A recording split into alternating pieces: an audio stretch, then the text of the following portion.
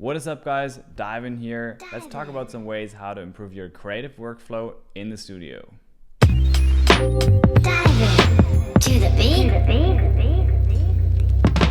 So I recently did this 30-day beat challenge where I made a beat and a video for almost every day for 30 days in a row. I learned and remembered a lot of knowledge on the way, and today in this video I'm going to share all my learnings with you, the producer or beat maker who's sitting behind that screen of your phone. Wow, that was a weird sentence. Let's dive in. Now, these learnings might appear a little random. That's because they are random. Because they occurred to me randomly on different days during my challenge. So yeah, that is exactly what today's video is. A super random collection of ideas, realizations, and best practices, some of which you might already know or live by. I did before the challenge as well, but it's just nice to recollect them, to be reminded of them, to like put them in the front row of your brain seats. 1. Be picky about your snare drum, otherwise it'll come back to you and bite you in the ass. That is, by the way, exactly why I wrote this note after I made a beat. Everything was cool, had to go back and fix the snare drum in the end. 2. Ambient sound. Ambient sound makes all the difference. Your beat might just be fine, but your listener's skin will really just get that ASMR tickling sensation feeling when that sweet sound of rain or ocean waves or you breathing into the mic, whatever. Or just good old vinyl crackle hit those speakers. 3. This one's about productivity. When you've gotten used to certain workflows and structures and like a framework on how you make your beats, when these things start to get automated, it'll be much easier to focus on content and delivery. But also sometimes when I notice I'm getting too used to a certain workflow, I'm just trying to switch up a thing or two just not to get bored and stay inspired by my own creations. That's, by the way, also how to lead a happy marriage. 4. You will always learn something new when collaborating with others. Always. Even if, or perhaps especially, when moving out of your comfort and genre zone. 5. If you're a musician and creator, or you just edit videos of you making beats, film and edit on the same day. Your excitement might otherwise just go down and it will stretch out till infinity. Trust me. 6. 6. Sampling is fun. 7. I need to put samples in reverse more often. 8. Short synth stabs will bring a nice groove into your hook, like this. 9. This is less of a tip and more of a diary entry. Challenges are hard. Today, I felt the pressure of that the most.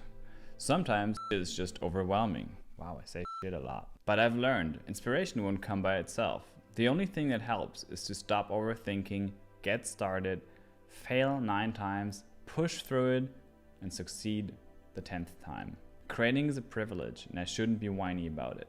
And my biggest learning, nothing goes without the sweet fuel of my beloved coffee. I think I've had that passage included in a previous video. If you've watched my 30-day beat challenge, you've known this part. 10. Keep it simple, stupid. 11. Wow, I didn't think this through. 11. Thank you. This one's quite specific, and I've realized that after I made a beat with the OP1. But it refers not only to the OP1, but also to any type of recording to tape situation. Anything where you can't push undo or move around MIDI notes. Same, of course, goes for recording live instruments. While recording a track, you really focus on getting it right during your recording, even if that may take a few more takes than usual, as opposed to fixing it afterwards digitally. You will appreciate and cherish your recording much more, and thus you'll question your single tracks that you've recorded much less later in the creative process.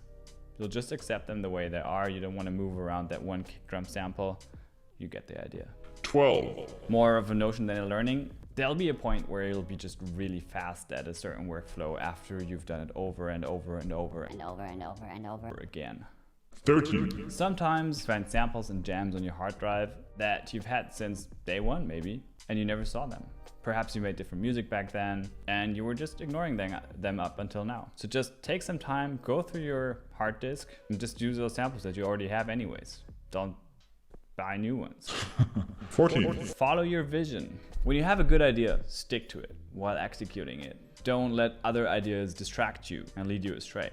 I tend to do that a lot. I have a precise vision, I start recording some tunes, I have another idea, and instead of keeping it for my next track, I try to implement it into the same track that I'm working on currently. That's bullshit. It usually means you're overworked, you need a break, you're just getting bored of your track. Take 15, dude. Go play some Nintendo 64 instead of fucking up your track.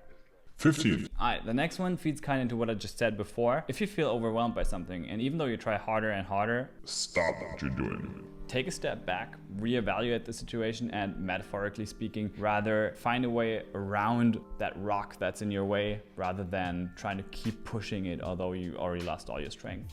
Just use your brain, you know? By the way, I'm not questioning that you're doing that. You're great, probably.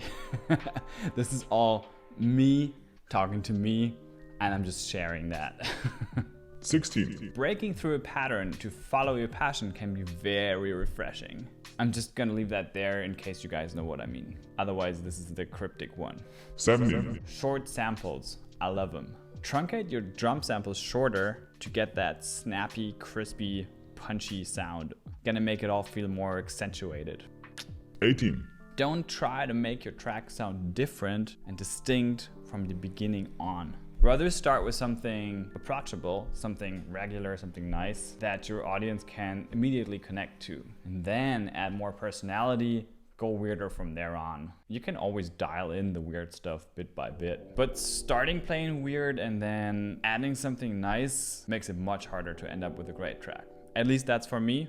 I don't know how about you guys. Let me know in the comments how you guys do it. Usually, do you start with chords? Do you start with drums? Do you start with like a super weird sample?